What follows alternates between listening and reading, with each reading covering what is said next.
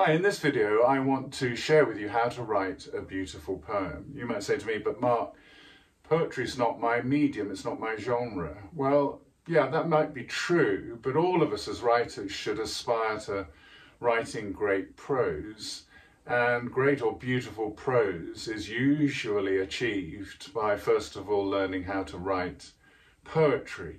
So I think poetry is the portal or the pathway to writing better prose.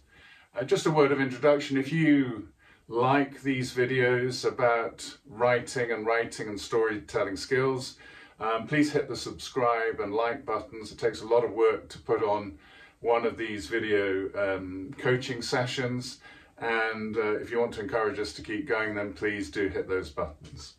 So how to write a beautiful poem. Let's go to a beautiful poem and learn some lessons. And for my example, I'm going to be using W.B. Yeats's famous poem, The Lake Isle of Innisfree. Let me read it to you now. I will arise and go now, and go to Innisfree, and a small cabin build there of clay and wattles made. 9 bean rows will I have there, a hive for the honey bee, and live alone in the bee-loud glade. And I shall have some peace there, for peace comes dropping slow, dropping from the vales of the morning to where the cricket sings. There midnight's all a glimmer, and noon a purple glow, and evening full of the linnet's wings. I will arise and go now, for always night and day I hear lake water lapping with low sounds by the shore. While I stand on the roadway or on the pavement's grey, I hear it in the deep heart's core. Stunningly beautiful poem. So what 5 lessons can we take from this great piece of poetry about how to write a beautiful poem? Well, number 1, start with a powerful emotion. If you're going to give authentic voice to a subject matter in poetry, then I think it has to arise from what William Wordsworth once called the spontaneous overflow of powerful feelings. He said that the genesis of a poem is in that intensive experience, emotional experience. But he also stressed that you can't actually write the poem within the hot flush of that experience. You've got to wait until what he called emotion recollected in tranquility, and then you can enlist and harness all the resources of the poetic craft to create something beautiful. This is what we see W.B. Yeats doing. He's living in the early 20s of his life in London, in the big smoke, amongst the noise, rush and crowds, in the drab city landscape, the pavements grey, as he calls them in the last stanza of his poem, and he is yearning with a very deep longing for his Irish roots, for County Sligo, for Loch Gill, and a little isle called Innisfree, which means literally the island of heather. And what this poem gives voice to is an authentic longing, a deep longing, a profound longing. And I want to encourage you and myself that if we want to write a beautiful poem, it must begin with something as strong as that, with a powerful emotion, in Yeats's case, for the countryside over and against the city, for a sense of home once again in Ireland. A second piece of advice I glean from this amazing poem is use concrete and precise images. You can see this happening throughout the poem.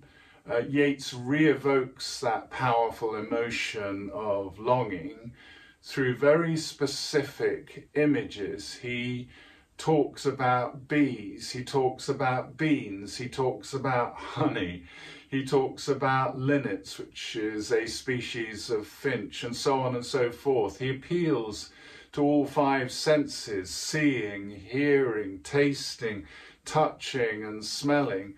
You can sense in the use of very precise words, you can sense what he is missing, what he's longing for, the use of alliteration and assonance when he talks about the lake and the low sounds of the water. The words beginning with the letter L suggests that sense of actually hearing what he's talking about. So it's multi-sensory language, but the point is this, that he resorts to concrete and precise images in order to express this very strong emotion. And that's what we need to do. As Coleridge said, poetry is the best words in the best order. I'm talking about the best order.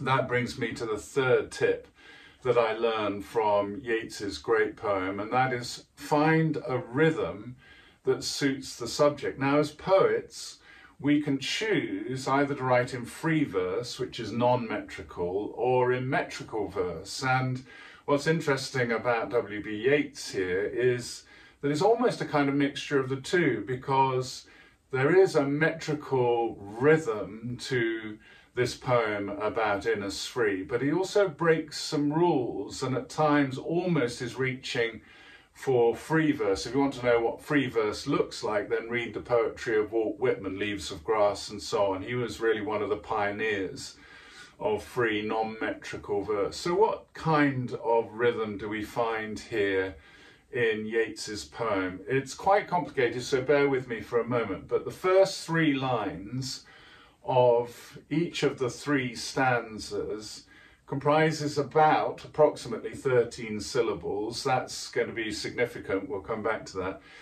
But what he's writing is what's called hexameters, iambic hexameters. So an iamb is basically titum. So shall I compare thee to a summer's day, to quote Shakespeare, titum, titum, titum, titum, titum. That would be an iambic pentameter because it has 5 stresses. Titum, titum, titum, titum, titum. But what Yeats is writing here in the first 3 lines of each stanza is not iambic pentameters but iambic hexameters. That's to say titum, titum, titum, titum, titum, titum. So there's 6 stresses. What's really interesting is that he breaks that up. He doesn't allow that hexameter to proceed iambically without interruption. He has what's called a caesura in the center of each of those first 3 lines of each stanza. So a caesura is usually a word in the middle of a line of poetry that breaks up the flow of that line. So, for example, the first line of this poem, I will arise and go now and go to Innisfree. If you took out the word now, it would read as follows, I will arise and go to Innisfree. But with the word now, there's a break to that iambic hexameter, and it's kind of interrupted. I will arise and go now and go to Innisfree. So what's going on here? Now, there's been lots of talk about why Yeats does this, why he kind of ruptures this sense of flow. And I think it's got to do with the idea of the caesura as a break. Now, break, B-R-E-A-K, break in the flow, but also you could argue break, B-R-A-K-E, as in break, stopping the thing from running away. And what we have here, I think, is in the form of the poem, something that fits beautifully with the content. Because what is it that this poet, this brilliant Irish poet Yeats is yearning for but a break? He's yearning to slow down, he's yearning to pause, he's yearning to stop, to go to Innisfree and to build some solitude into his life and experience peace and serenity once again. So my third piece of advice, learning from the great artist that is W.B. Yeats, is find a rhythm that fits the subject. My fourth bit of advice for us is create an immersive experience.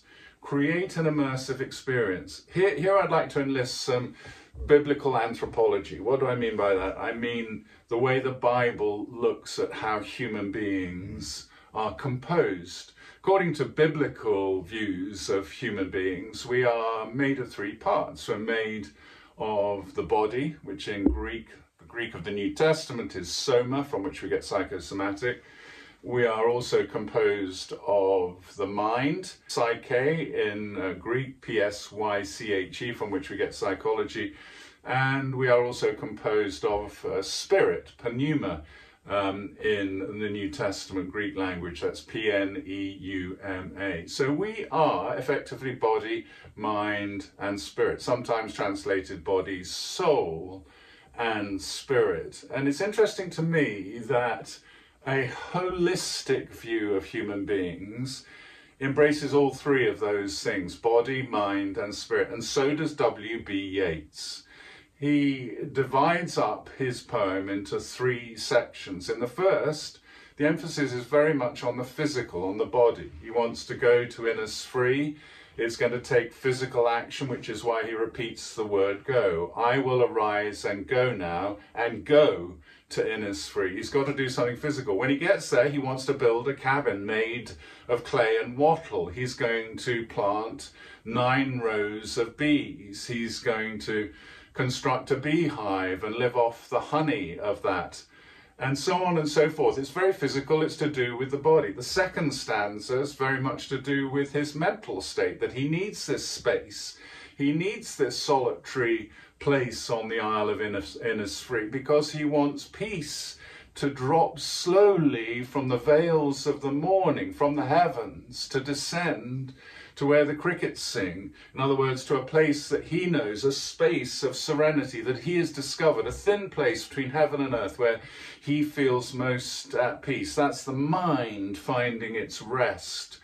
And then thirdly, in the third stanza, it's very much about his spirit, about the deep heart's core. There's a heart, but there's also the deep heart of human beings, the spirit of a human being in which the core of our personality yearns for these things that Yeats is describing and remembers these things and hears these things again, even on the grey drab pavements of the big smoke, the city of London. So my fourth piece of advice is create an immersive experience. And my fifth and final piece of advice, learning from W.B. Yeats, is this: write with riffs that resonate. Write with riffs that resonate. If you've seen the film Dunkirk, directed by Christopher Nolan, which is also a masterpiece, by the way, a masterpiece of cinema, a masterpiece in terms of its study of time, right at the end of Dunkirk, you'll see Tom Hardy, Spitfire pilot, having lost all power to his engine, now gliding down onto the beach of Dunkirk. And you get this sense of music forming in your soul as you listen to the refrain that's being played. It's not fully formed. You think, I recognize that. It's kind of like music that I'm familiar with, especially if you're British. And what happens is that as that sequence develops, goes to a railway train setting, as troops are arriving back in England, but then goes back to Dunkirk and the Spitfire begins to land, the music as the Spitfire lands begins to play and you begin to recognize that, oh yeah, that's a very familiar riff. That is Elgar. That's one of the most famous, one of the most recognizable pieces of British musical history. And it's a riff that resonates because its meaning, its content, its themes, they're so apt to the film itself. Now, in the poem about Innisfree, you'll notice there's a line that's repeated, I will arise and go now. And that's repeated at the beginning of the third stanza, having been used at the beginning of the first stanza. Where's it from? It's from the King James Version of Luke chapter 15, verse 18, the parable of the prodigal son. When the prodigal son in the far country, in place of alienation, isolation, degradation, makes a decision, I will arise and go. I will arise and go where? to my Father's house, back into my Father's arms, because that's my heart's true home, and I've been missing it. I've been living the life of a slave to pleasure and hedonism. It's not worked out for me, and I need to go back and be a son again. It's about homecoming.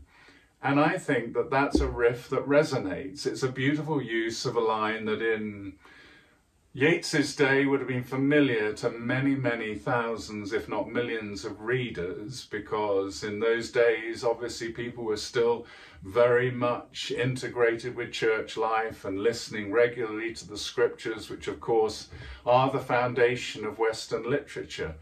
Nowadays, of course, we're less familiar with that, but I think there's still in us, in many of us, an awareness of stories like The Prodigal Son. We've heard snatches of it, and this is a riff that resonates. I will arise and go now. So those are my 5 tips about how to write a beautiful poem. I mean, there's so much more. There's lots of techniques I could talk about, but that's a start. It's a beginning. It's a foundation, a launch pad for writing a beautiful poem. And I think beautiful poems like this are timeless. They have a kind of eternal appeal. If you think about it, there's so much in this poem that is relevant today. There's a lot of talk today about mental health, but how many of us would have our mental health enhanced if we followed some of the themes of this poem about diet, about environment, and so on and so forth, and attending to the mind, the body, and the spirit in integration in a holistic way. All of these things, it seems to me, slowing down, achieving rest, reconnecting with nature, etc. God-given ways that are built into us as God's creatures for connecting with creation and thereby, I think, achieving greater levels of shalom, of integrated peace with our Creator. So I think this is a timeless, universally appealing poem. And I've got a treat for you right at the end. I saw and heard a piece of music online on YouTube written by Jeff Johnson and his team of amazing singers and musicians. And I wrote to Jeff and said, would you allow us to play it right at the end of my session on writing a beautiful poem? What it is it's a musical rendition, a song version of the wonderful W.B. Yeats poem that we've just been looking at. And so I'm hoping that you will really be inspired by this and that it will enable you and me to continue to write in the light, to live luminously, and to write radiantly. God bless you as you listen to this. I will arise and go now, and go to Innisfree, and a small cabin build there, of clay and wattles made.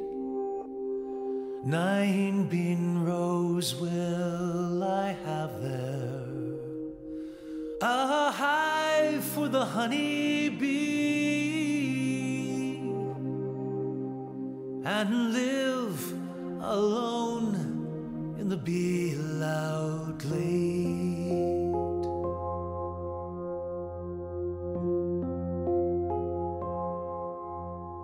And I shall have some peace there, for peace comes dropping slow, dropping from the veils of the morning to where the cricket sings their midnights all a glimmer, and noon a purple glow, and evening full of the linnet's wings.